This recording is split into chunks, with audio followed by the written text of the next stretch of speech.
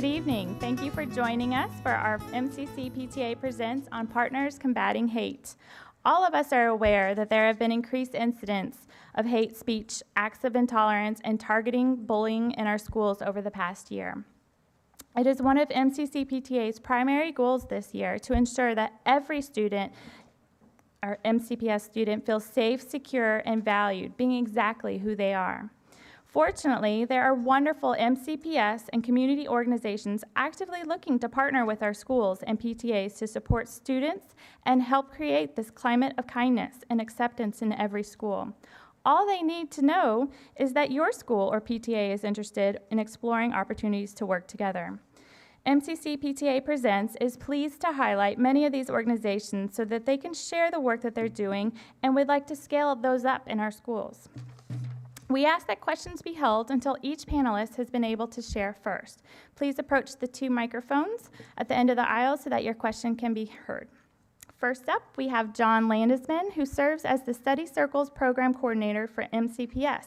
This program provides the structure for effective dialogue and action so that schools and the school district can address practices and policies that limit their ability to close the racial achievement gap. Well, hello, good evening, everyone. It feels a little formal to be up here with you all down there, but I was told to speak into the mic. Again, I'm John Landsman. I'm the coordinator of the Study Circles program in the MCPS Department of Professional Learning and Equity Initiatives.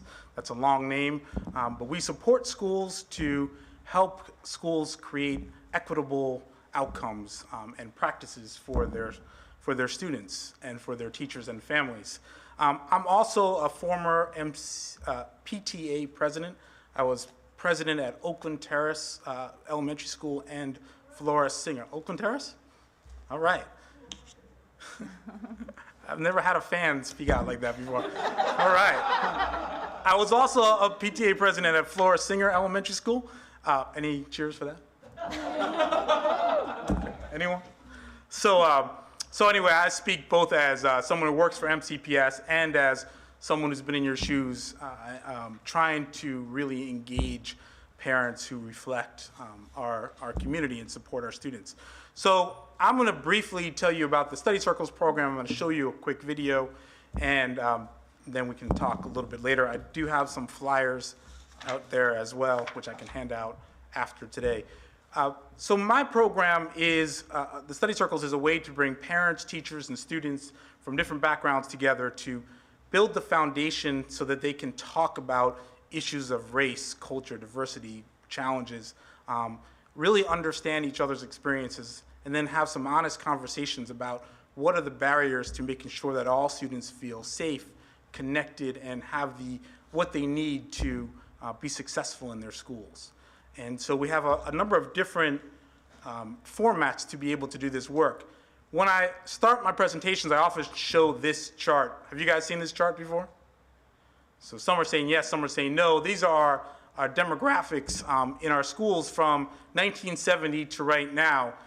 The blue are white students, the yellow are Black or African American students, the brown, whatever color that is Asian students, and orange is Latino students. And if you look at the chart, what do you see? What do you notice?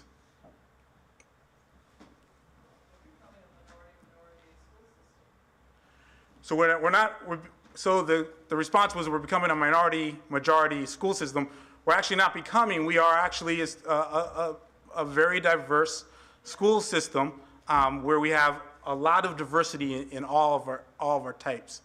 And so when I'm working with schools, one of the things that I try to ask, and when I work with PTAs as well, is I often say many of our practices and policies were created back when that chart was blue, when our students were mostly white. A lot of the ways we did things in PTA and in the school system were created many years ago when things looked differently, when our students and families looked differently. And what we're trying to do now is how do we create the right practices and have the right conversations to make sure we're doing the best for the students that we currently have in front of us and who our families are. So I think it's always important to kind of look at that chart.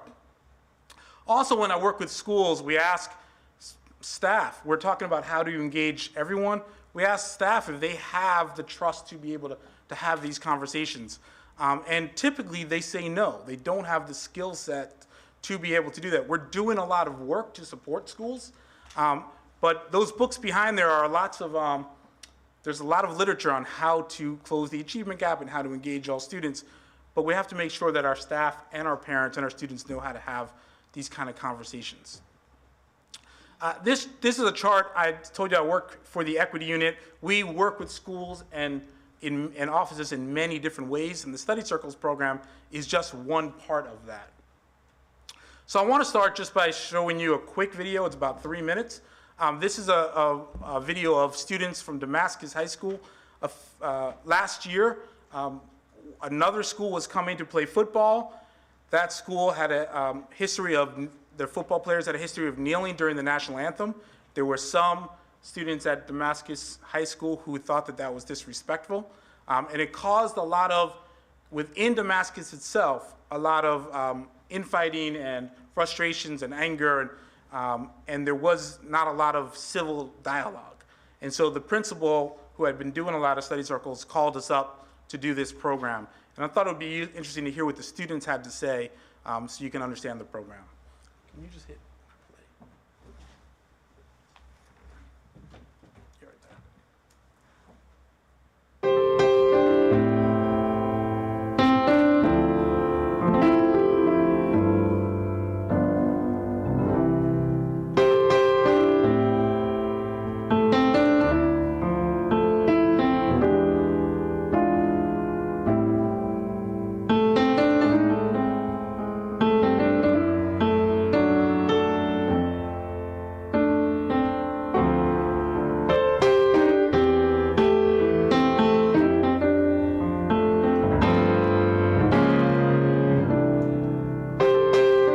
So before doing the study circle, I was super anxious. I didn't really know what to expect. I thought it was going to be like a waste of time. I guess I felt kind of defensive. I felt very reluctant. I thought it was going to be one of those like debate circles. I was terrified. Skeptical. I was curious to see how it was going to plan out because I was worried it was going to be attacking on either side. We were just gonna all be like yelling at each other and stuff. All your friends are asking you like, "Oh, what if you say something wrong?" And you try to say your opinion, and you get attacked. So during the study circle, I felt connected to everybody else, even when we disagreed. I understood both sides of the problem more.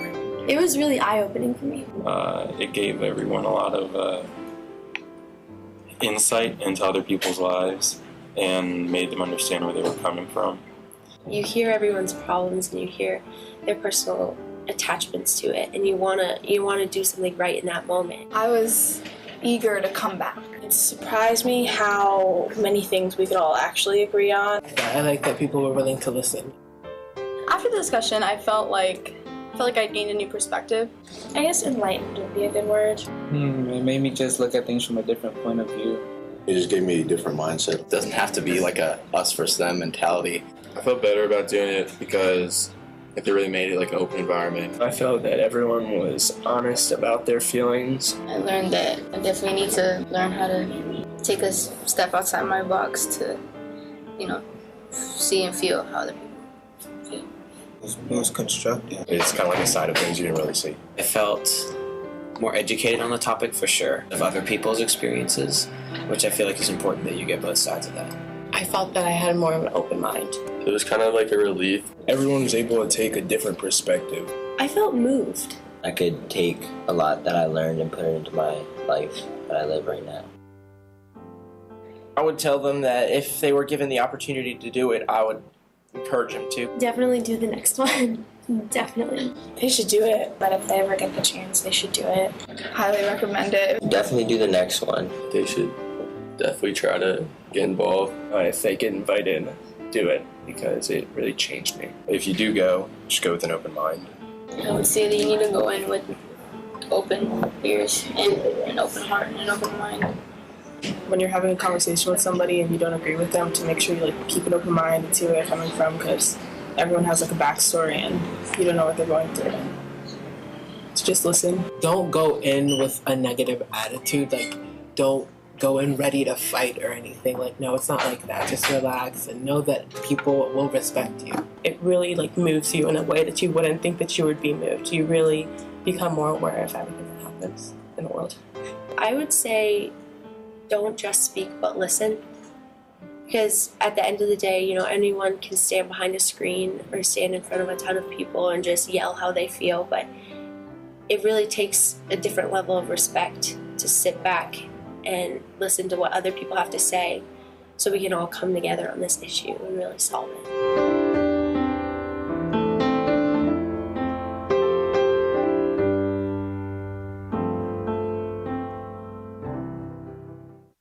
So I'm not sure how much time do I have? Am I done?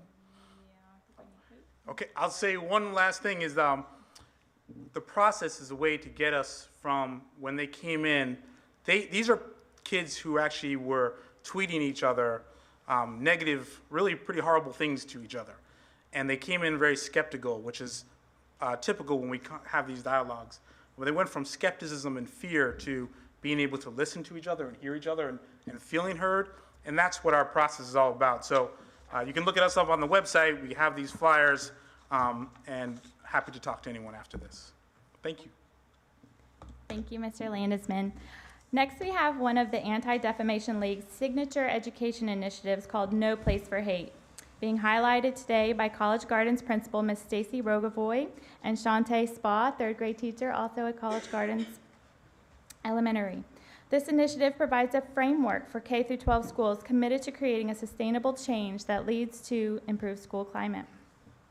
Thank you. I'm Stacy, the principal at College Gardens, and I just want to take a moment to thank all of you for being here tonight. I know our days are long, and so seeing your faces here supporting our schools really means the world to us, so thanks for that support.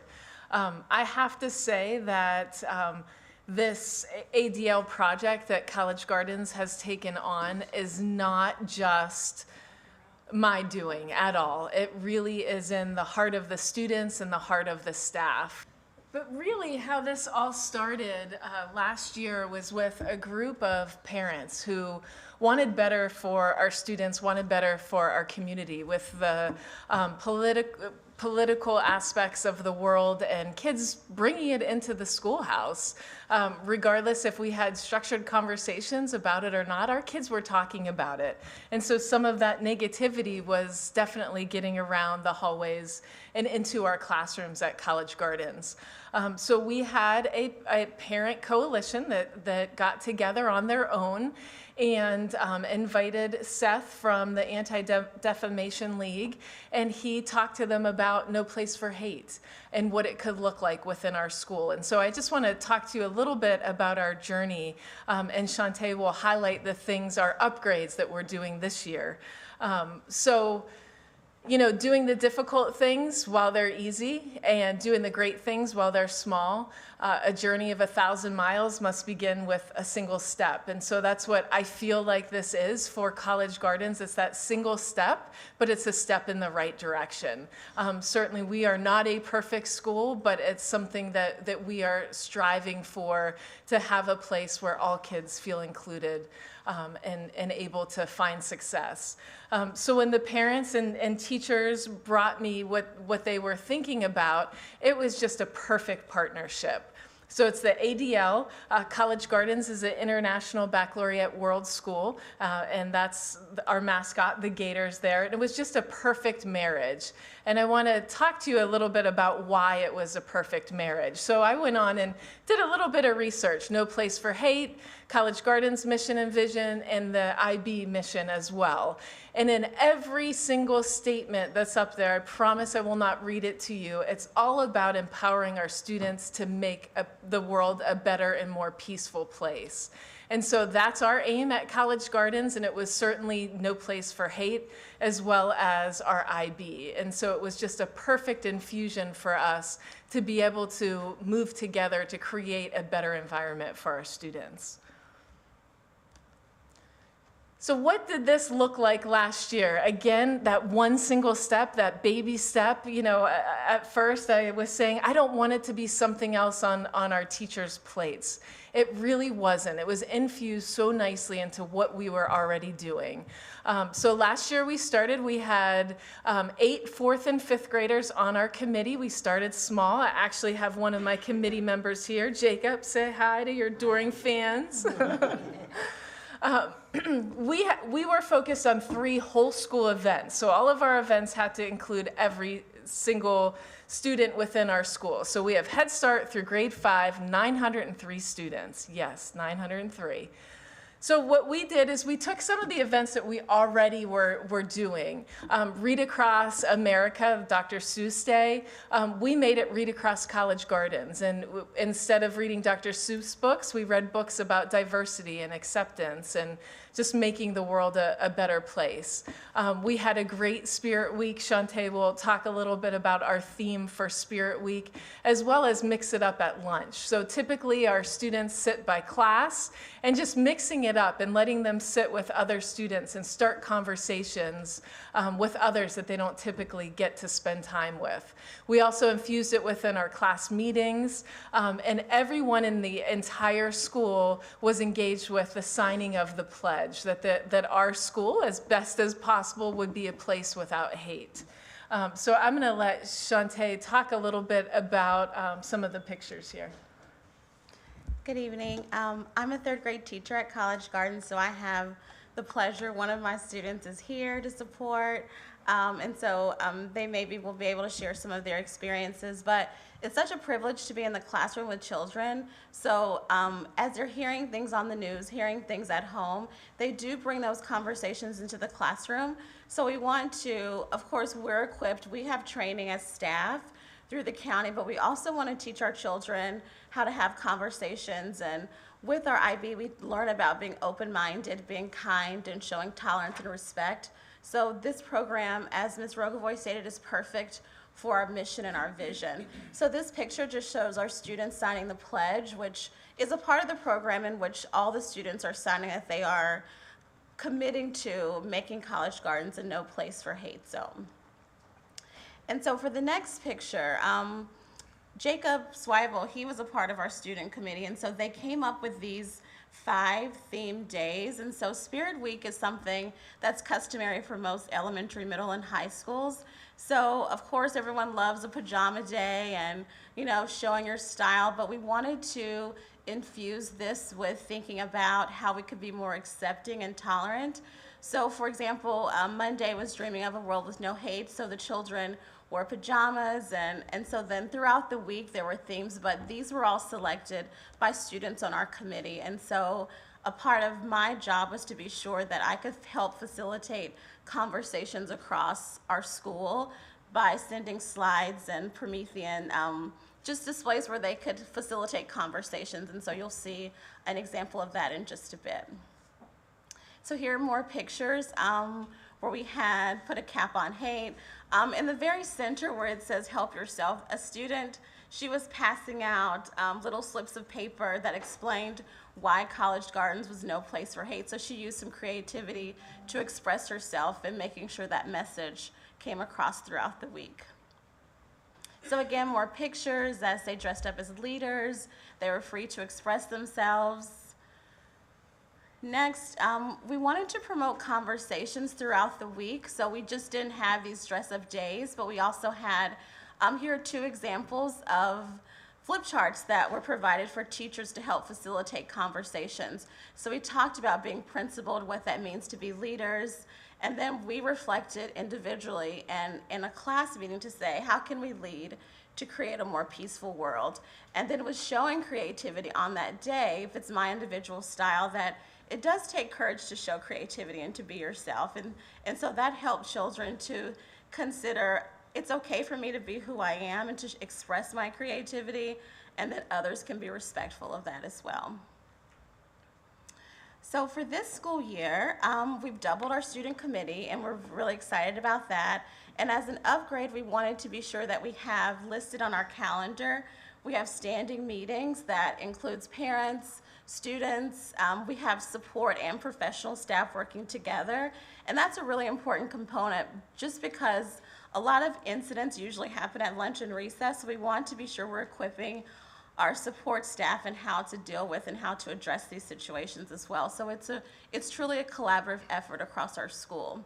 And so we're looking forward to, we've already had a Mix It Up at lunch day where the students were making new friends. They had conversation starters. They chose the music genre, so if they chose dance or family and kids or Latin music, they went to that table and they were able to have conversations with other students and made new friends that day. So we're hoping that during lunch and again at recess, students are being able to make new friends, reach out across the grade level so that there's more respect and tolerance. So again, more pictures of students at our Mix It Up at lunch day. For the month of November, we created an appreciation wall where we talked about being grateful and being thankful. So the student committee decided that they wanted a turkey in the hallway. And so then we copied 900 feathers. And so it was a joint effort, and staff, students, parents were also, invited to write down something they appreciated, something they were thankful for. And so it just really shows as a whole school, when you walk in and you enter, you see like, wow, we have a lot to be thankful for, and think about what our lives are enriched with within our community and not the deficits of what we don't have. And so there you have it. We have 903 students who are impacted by this program. So we do have 2 students here tonight, like Ms. Spa said. Jacob Swibel was actually a committee member last year. Do you mind if he shares a quick reflection of the program?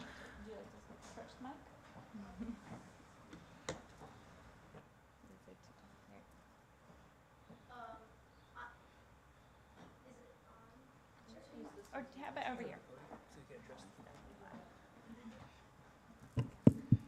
Hi, I'm Jacob Swibel. I was on the 5th grade committee last year for No Place for Hate, and I felt like it really changed some students, and some of the pros were that on the Read Across America, I feel like some students actually did try to read some books that had diversity, and they put really good themes on, and then we put them on the courtyard wall, and it looked really good against the windows. It kind of looked like a stained glass window. And for the Spirit Week, I mean, a lot of the kids love the Spirit Weeks, so we felt like, oh, that would be perfect. So we made it all No Place for Hate themed, and it wasn't just put a cap on. We discussed about it and like how we could put a cap on hate. And then for the pledge, I felt like it would be better for like a high school because there was a different maturity level, so kids would put like bad stuff. But some did sign their names, and we put it up, and it looked really good. So I felt like this is a good activity, and I'm hoping I can bring it to Julius West as I'm running for VP, and that would work for our school because there's a higher maturity level. Thank you, Jacob. And buddy, you have my vote all the way. I'll donate. Oh, well, thank you, Jacob and Ms. Rogovoy and Ms. Spa. I really appreciate this. We also have Paul Tao, President of our Communities United Against Hate, and David Lee, Communications Chair for Community United Against Hate here as well. Their new organization unites our diverse community to combat hate, bigotry, and support victims of hate, and promotes inclusiveness throughout Montgomery County, Maryland. I'll turn it over. First off, I want to thank Aaron, and Lynn is in the audience here. I know Lynn's here, and Gillian as well. Just MCCPTA overall for supporting and more importantly, promoting diversity with our parents and our PTAs in the county. I think it's obviously very important. I'll give you guys, my name is David Lee. I'm the communications chair, as Aaron mentioned, for Communities United Against Hate. We actually had our first planning meeting a year ago this week. Is that right, Paul? Yeah. A year ago this week, it was after the election. Really what we saw, not just in the county, but in the country, was an increase in hate crimes in our schools, really in our communities. And really, Paul and I, amongst other people, came together and said, what can we do about this? So we formed this, over many meetings actually, formed this organization, Communities United Against Hate. So we're about a year old. We actually officially launched in April, and we are based in Montgomery County, Maryland. So we didn't want to try and claim some national title. We want, as we had said in our planning meetings, communities, it's about our local community. It's about being on the ground. It's about really being on the ground and making a difference on that ground level, as a lot of our great programs here are doing. Aaron mentioned our mission. I'll say it again briefly. Communities United Against Hate, Montgomery County. We are a nonpartisan organization. We unite our diverse community to combat bigotry, support victims of hate, and promote inclusiveness in Montgomery County, Maryland. We had our launch event, as I mentioned, in April. We had broad support from leaders across Montgomery County. Ike Leggett, we had our keynote speaker. Brian Frosch was there as well, Montgomery County Council. George was there as well, in fact. Board of Education members as well. We are a networking organization. And I think that's really, in this digital age, I mean, we have member organizations. Here's a list of member groups. The font's a little small, but you can hopefully take a look. I mean, we've got organizations like National Organization for Women in Montgomery County. We have numerous Jewish organizations. We have interfaith organizations. We have CASA, Association of Vietnamese Americans. So it's really representative of a diverse community. And really, what's the benefit for being a member of KUA? Well, as we say, we have, each individual organization one organization might hold a diversity symposium, and what happens is they have their network of people that they want to invite to that event, but what we do is we kind of force multiply that. So with our network, we're able to promote an individual's member organization's event throughout the entire KUA network. So that's really how we've been leveraging a lot of the different things, whether it's a unity march or even something that happened when the shooting happened in College Park, that student. So we're able to really share information, share event information on our website, which is kuamcmd.org. We also have social media, which, as we've said, social media has been used by many bad people out there to promote fake news and create some ill will. And what we're trying to do is utilize social media for good, to promote good stories, to promote these unity events, to promote different things, positive programs that exist out there. And we've got a thing at the end that we want to hopefully have you guys join our Facebook page at the end. We also have a page on our website for reporting a hate crime. Hate crimes are happening, obviously, in the area, and we have a very fast application form to fill out if you know of somebody who has been a victim of a hate crime. The time. Yeah, well, no, it's okay. Paul's going to be here to actually speak about a program. So real quick, we had 2 schools conferences in Montgomery County this school year already. It was a busy fall, actually. One took place on October 7th at Silver Spring United Methodist Church, and then one on October 22nd at Shady Grove Middle School. We had panelists from really all aspects of MCPS, MCEA, Board of Education members. I know Jill Ortman-Fowles was present at both events, and Montgomery County SGA leaders were there, County Council. So that's kind of a snapshot of some of our panel members. We discussed panel topics including anti-bullying initiatives, initiatives that address hate and bias, student and parent capacity building, and many, many other programs. And real, as I said, on the ground, what can we do to make improvements, getting feedback. We did have student involvement, and that was one of our biggest, I think, wins from our conferences, was getting involvement from the county SGA, the officers from county SGA, to be present and really provide their perspective, because as we all would agree, it's about student perspectives that's the most important. So here's some photos from the event. There, one in the bottom corner there is a couple of our Board of Education members that were present. And then the top right corner is actually the whole group of all of the officers for Montgomery County Regional SGA and Jill Ortman-Fowles. And then, of course, Lynn Harris also was on a panel. She moderated a panel. She was at both events as well, along with Gillian. Gillian was there too. I will pass this along to Paul here. So we had many insights coming from our 2 schools conferences, and I'll allow Paul to speak about Yelp, which is our new program that's coming up. Great, thanks, David. And I think that the larger point of KUA is to give people like all of you opportunities to apply your skills and your time and your expertise to address the issues that we're focusing on this panel. This panel actually reflects what KUA is actually all about. So MCCPTA plays an incredibly important role, but you do many, many different things. This is a wonderful event. But this is what we do all the time, right? So our job as KUA is to recognize that there are many more people that are concerned about bigotry, hate, discrimination, the achievement gap than perhaps we recognized before. And that's because of all the things that happened after the elections. After the election, it became apparent that there's a much bigger problem than we may have thought before.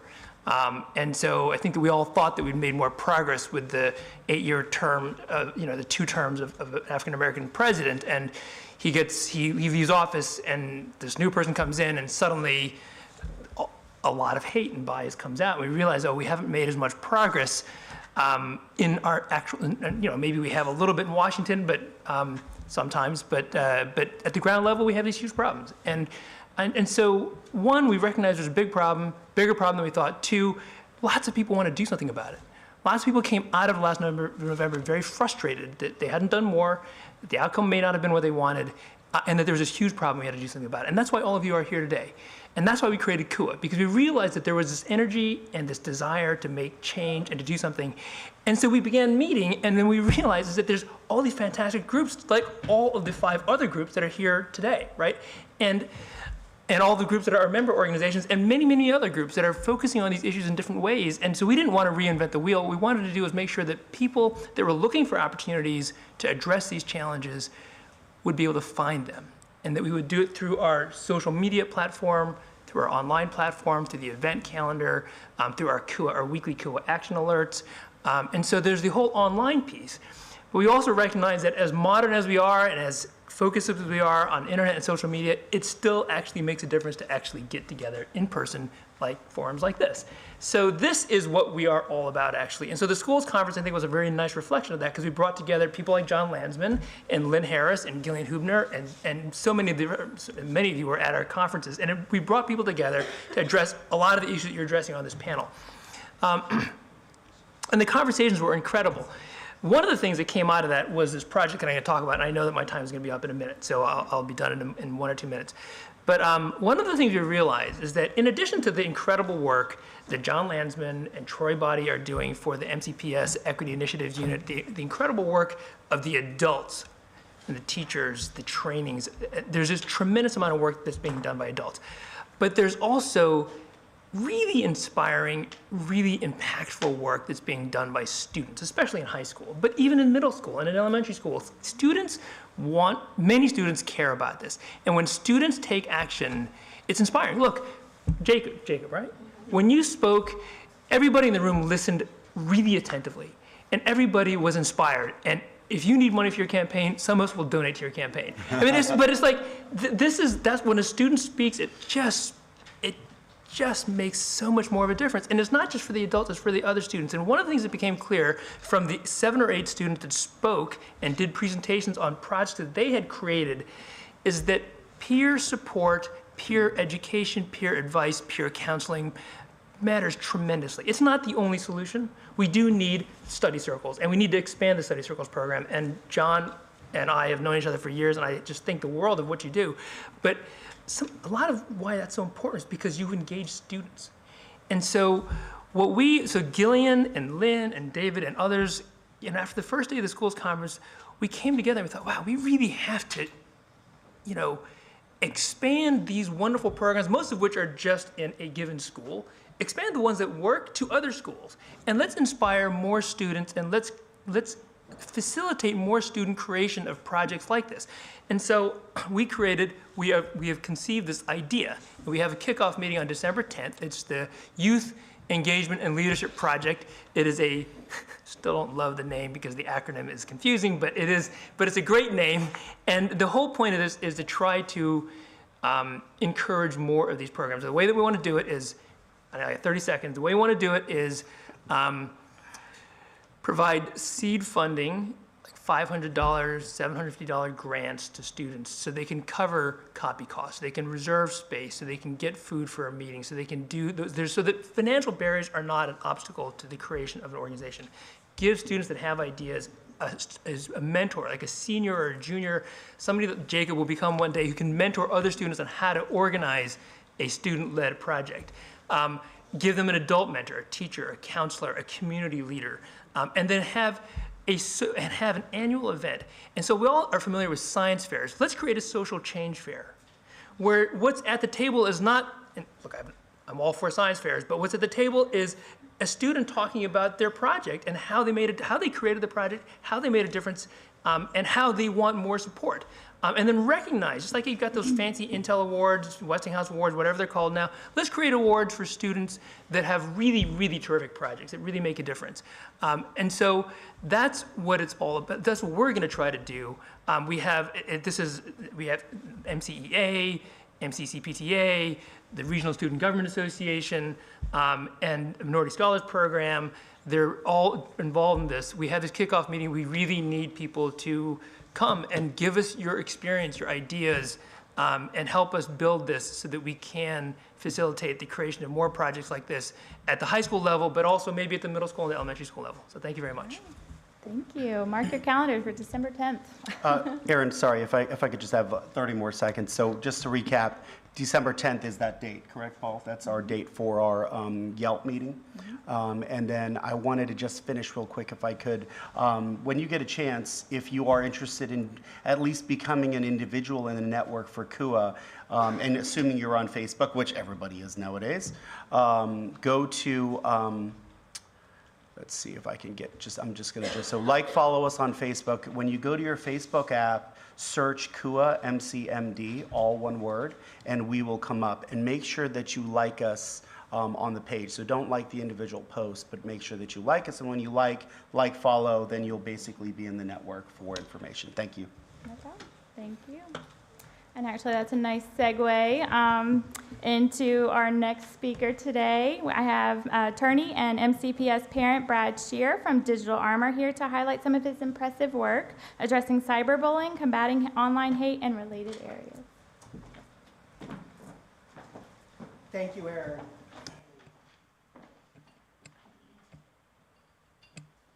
Aaron, and to MCCPTA. It's an honor to be here. It's always an honor to be in front of such an esteemed panel. My name is Brad Shear. I'm a lawyer. I also have a service that I call Digital Armor, and I focus on digital resilience. And I focus a lot on privacy, security, and all the crazy things that you see online that's happening. I started my career at the National Football League Players Association, so for almost the last 20 years, I've seen all the disgusting things that have happened online. I grew up in Baltimore County. I went to Baltimore County Public Schools. When I was in high school, things haven't changed that much in the regard that hate is still there.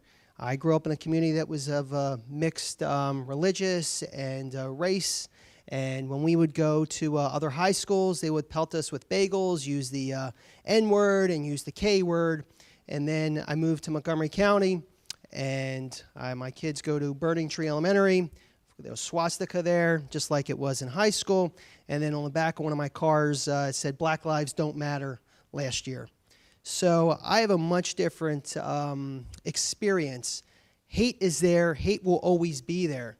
And so what I teach when I go into schools, I focus more on the middle school and high school and parents, is that you got to teach your kids the old school adage, sticks and stones may break my bones, but names can never hurt me. And you focus on teaching them all about digital privacy issues and digital security issues, because the bottom line is the law is not there to really help you when it comes to digital issues, whether it's digital hate, digital harassment, cyber stalking.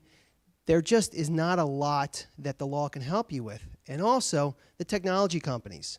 For those of you who don't realize it, they don't care. They don't care about the average person. It wasn't until the last year or two that a bunch of these companies have finally said, okay, well, we're going to set up more mechanisms to allow you to report online hate. Finally, Twitter has done some things, and Facebook and Google, but the problem is that these companies don't care until parents come out and they talk to the media and say, listen, this is what's happening. What can you do to help us? And so the bottom line is, what I like to focus on is teaching kids, look, hate is always going to be there, especially online, and that I offer solutions and remedies on how to defend yourself. I'm a very big believer in teaching parents and students how to digitally defend themselves. That's why one of the programs I offer focuses on digital resilience. I also have a quick little story. I know time is running out, but for example, last year during the presidential election, I had a client who reached out to me, and this was a terrible story, but the fact is that they got a full ride scholarship, the really good one, the one that was worth about $250,000. Pretty good kid. The kid made a post online. Well, what the kid did was basically liked a page, did an LOL, and then about a week later deleted it because he realized it was just not appropriate. Well, the parent calls me up and says, hey, we have a problem. I said, well, what's the problem? The school called us up, the college that he got into, and they interrogated my child and found out that he had said this stuff online. It was because some random person who was a friend or a frenemy with this student, with my client, took a snapshot of it, held on to it for several months, found out where this child was going to school, where this child was going to college, sent it to the school, then the school called up the child, and then the kid lost his scholarship. So, and it was all because it was something that was, obviously the stuff was, it was inappropriate what the kid liked, but kids do these things. They do dumb things online. And so what I teach my clients, and when I go to different schools and I talk to parents, is that, look, there's things that kids are going to do. You can say whatever you want to them, but at the end of the day, they're still growing. And my feeling is that I try to infuse them with the ability to defend themselves online, and when things happen, that they're able to come out on top. And so I know the time is running out, so if you have any questions, feel free to reach out to me. I'm based in Montgomery County. I'm based not far from here, and you can always talk to me afterwards. Thank you, Aaron. Thank you, MCCPTA.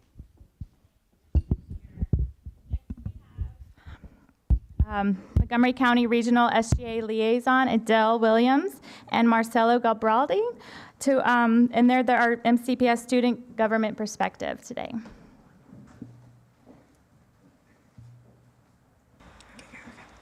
Hi, my name is Marcelo Garibaldi. And I'm Adele Williams. MCR stands for the Montgomery County Regional Student Government Association. We work together to represent all the students of Montgomery County, middle school, high school, and elementary school, of course. Hi. I personally value equality and representation for all students in MCPS, and MCR recently has really been working with the county to emphasize hate issues, and even today, in fact, I had a 45-minute presentation in my 7th period about abuse and how to, recognize it and how to get help from this. So we've really been working on this, and I'm happy that we have made more measures with the county to make sure that students and teachers are educated on this.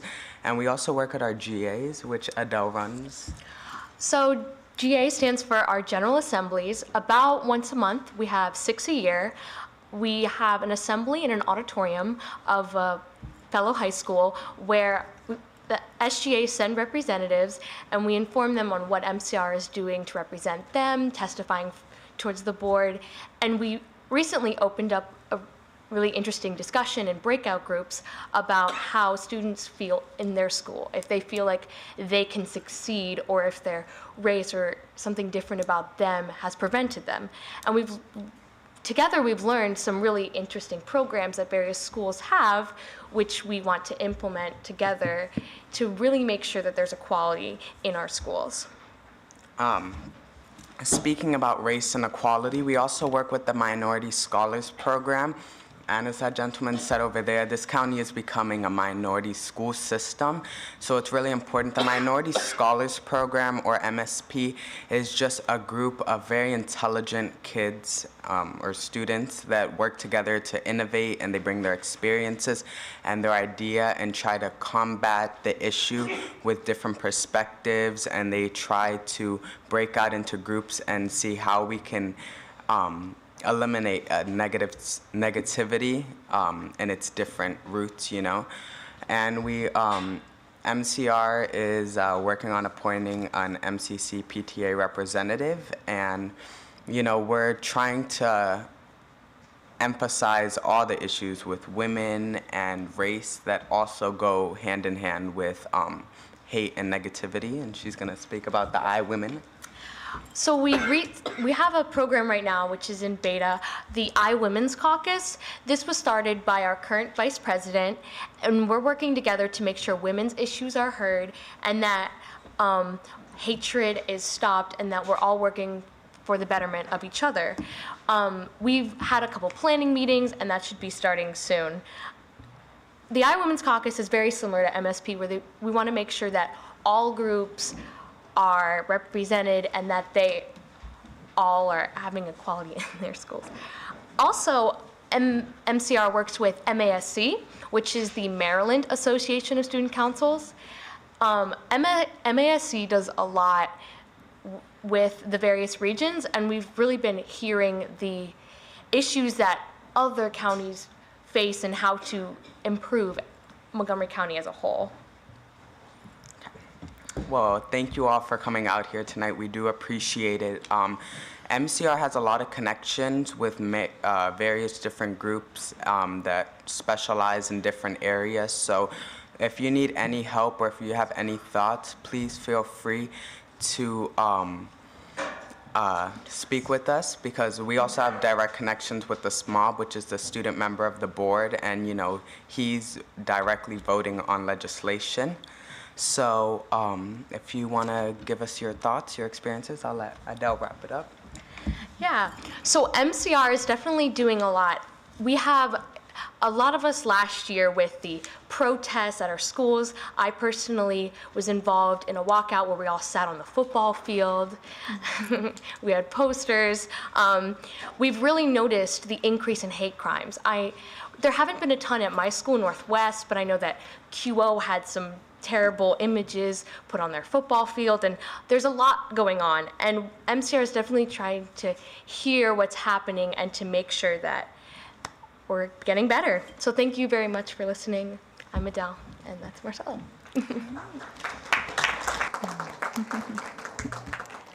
Thank you, Adele and Marcelo. We really appreciate your student perspective. And lastly, we have Debbie Feinstein, who is the Senior Assistant for the State's Attorney, Chief Special Victims Division, and she'll be highlighting the Choose Respect Preventive Initiative, designed to educate teens about healthy relationships and the warnings of teen dating violence. Hi, good evening. So thank you so much for having me here tonight. So my day job is I'm with the State's Attorney's Office. I'm a prosecutor for Montgomery County, and I'm chief of our Special Victims Division. So my division prosecutes all of the crimes in our county that relate to domestic violence, child abuse, human trafficking, internet crimes against children, elder abuse, sort of hard, difficult things to talk about. So one of the things that I like to do the most is to work with the Domestic Violence Coordinated Council for Montgomery County to do prevention work in the area of domestic violence, to work with teens so that they can learn what are the signs of abuse, how they can help themselves, and how they can help a friend. Unfortunately, we know statistically across the nation that 1 in 3 teenagers is directly impacted by domestic violence in one of their relationships. I hesitate to use intimate partner relationships, but it really is. It's their dating relationships. We know that 1 in 10 high school students are victims of physical abuse.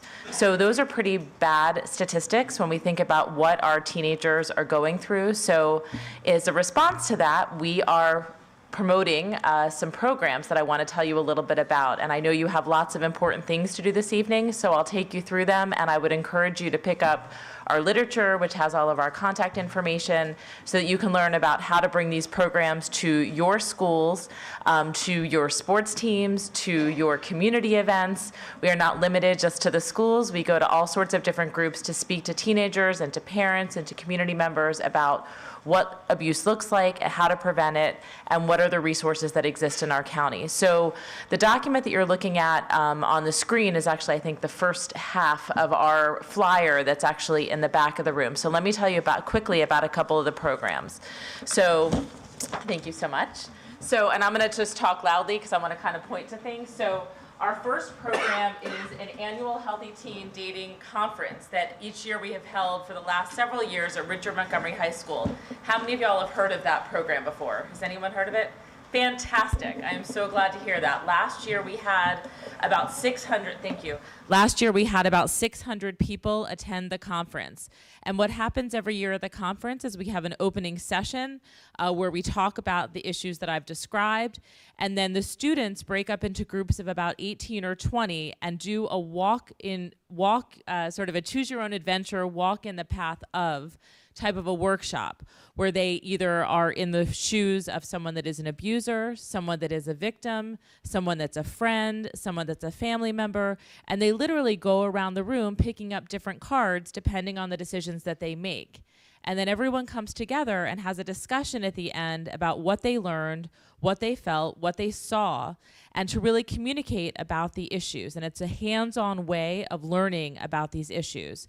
And it gets rave reviews. It's a program that was actually created by the Jewish Coalition Against Domestic Abuse, if you're familiar with that organization in our county, through their Teen Dating Violence Prevention Initiative. And it's a fantastic program, and it's a free program. Students can earn 4 SSL hours to attend. There's an advocacy piece associated with it, and we partner with MCPS on this annual conference. There's also a track at the conference for parents and for educators, so a separate program for parents to attend and to learn about the same issues and to have discussions, small discussions amongst themselves that are guided discussions about these issues so that we can learn about them, we can promote the prevention initiatives, and we can learn how to create a safer community for all of us. So that's one thing. The second thing is our public service announcement video contest, which we have every year, which encourages students to create a 60-second public service announcement about teen dating violence prevention. Last year we had about 100 entries, which given how many students we have in Montgomery County, it's actually a pretty small number. So we're trying to encourage the schools to really promote this initiative. Students have the opportunity actually to win $1,000 for the top prize, $750 for second, and $500 for third. And there's other prizes for honorable mention. It's sponsored by Verizon. I always need to say that. You can see our sponsors at the bottom. But the great thing about this is really the creation of the video is the education. It's the way that students immerse themselves in this issue and learn about it. We also, through a Board of Education member, Rebecca Smondrowski, have been able to put these top 5 videos into the schools to be shown so that the students can vote on a fan favorite, and there are additional prize money that's associated with the fan favorite, with the school that puts in the most entries. There are all sorts of ways to get involved. So that's the second program. The third program is that we have Expect Respect in-class presentations, where we do a short version. It's a different version of the same information that we present in health classrooms. And I was asking whether that was the program that got presented today. We've presented to thousands of kids over the last several years, and we're hoping to get into even more schools, because there are some schools that don't even know that this program exists. And it's, again, we go in, it's free, we teach the health classroom, we offer this information to the teens. Lastly, we have a program called Coaching Boys into Men. Right now, it's in 5 schools in the county, in their football teams, in their weight room. We're about to expand, hopefully, to a baseball team. And essentially, it's a program that drops in a 10-minute lesson once a week to student athletes so that they can, again, learn about choosing respect. We've gotten rave reviews about this program. This is a nationally acclaimed program, again, free. We support the program. We have people that have played college athletics that go in and help support the students and support the program. So here's my ask. My ask is bring this back to your schools. Let people know these programs are here. Let people know they are free. Let people know that they should encourage their teenagers. These programs are for grades 6 through 12, so that's why I'm talking about teenagers. Let people know that these programs are here, that students have the opportunity to do this learning, and please reach out. All of the contact information is here. Grab our bracelets, grab our information. Last infomercial is I put some information out about the Family Justice Center, which is the one-stop shop for victims of domestic violence in Montgomery County. It is an amazing, incredible resource that a lot of people don't know about. I would encourage you to grab the brochure, pass along the information to anyone that you think might be in need. We also have these language cards, which have the top 16 languages that are spoken in Montgomery County, that has a simple message: are you afraid of your partner? If so, free help is available. And I'm happy to give stacks of these to you to bring to your community organizations, to bring anywhere that you go, so that people can learn about these amazing resources that are free to county residents. And thanks again for the opportunity.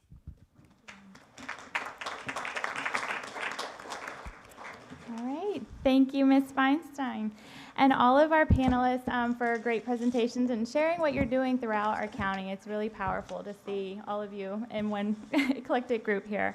I did say in our flyer that I was going to have the opportunity for questions, so if we have any that need to be entertained, if you don't mind approaching the mic. I think I have the mic.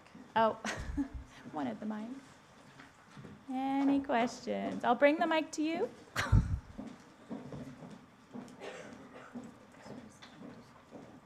Sure. Thank you. I also wanted to highlight that our very own Gillian Hubner, she's chair for the MCCPTA subcommittee chair, and she has been doing a great job for the School and Climate and Safety Subcommittee, like I mentioned. She compiled a wonderful resource that's actually already been shared across our e-list. So if you'd like to come up and say a word or two.